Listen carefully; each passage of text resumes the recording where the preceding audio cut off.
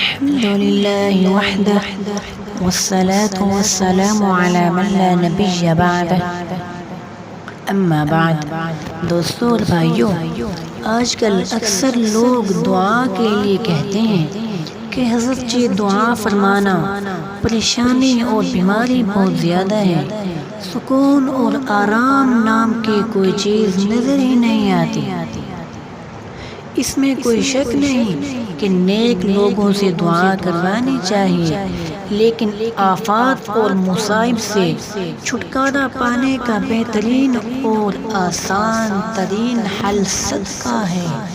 یاد رکھو، بیمار لوگوں کی بیماریاں بڑھ گئیں صدقہ نہ کرنے کی وجہ سے، دکھیوں کے دکھ بڑھ گئے صدقہ نہ کرنے کی وجہ سے، غریبوں کی غربت بڑھ گئی صرف صدقہ نہ کرنے کی وجہ سے، کاروبار اور مال سے برکت اٹھ گئی صدقہ نہ کرنے کی وجہ سے، محبتوں کی جگہ نفرتوں نے لے لی صدقہ نہ کرنے کی وجہ سے۔ دوستوں اور بھائیوں، تنگی کی ہر حالت میں کشادگی کا راستہ صرف اور صرف صدقہ ہے، اور صدقہ ہی ایک ایسا مبارک اور پاکیزہ عمل ہے کہ جس کی بدولت اللہ تعالی اپنے بندے کو دین و دنیا اور آخرت کی ہر نعمت عطا فرما دیتے ہیں۔ بلا ناگہ کچھ نہ کچھ ضرور اللہ کی راہ میں خرچ کیا کریں، چاہے 1 روپیہ ہی کیوں نہ ہو۔ اللہ تعالی جہاں دنیا کی رونقیں دوبالا کر دے گا، وہاں آخرت کے روز بھی آپ کو باب صدقہ سے جنت کا مہمان بنایا جائے گا۔ آسمانی کتابوں کے نزول اور انبیاء و رسل علیہ السلام کا مقصد تزکیہ نفس ہے کہ انسان کا نفس گناہوں کی آلودگی سے پاک ہو کر نیکی کے جذبے سے سرشار ہو جائے۔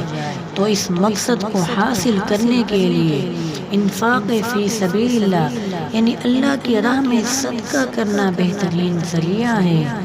اس کے حلال سے خوش دلی کے ساتھ اللہ کی راہ میں خرچ کرنے والا بندہ بہت زیادہ بھلائیوں کا سرچشمہ بن جاتا ہے، اور مال پر سانپ بن کر بیٹھنے والا بخیل شخص بے شمار گناہوں اور عیبوں کے گھیرے میں گرفتار ہو جاتا ہے۔ اللہ کی راہ میں دینے والے شخص کے لیے حسنات کی تمام راہیں کشادہ اور آسان کر دی جاتی ہیں، اور صدقہ کرنے والا شخص دن بدن نیک اعمال میں آگے سے آگے بڑھتا چلا جاتا ہے۔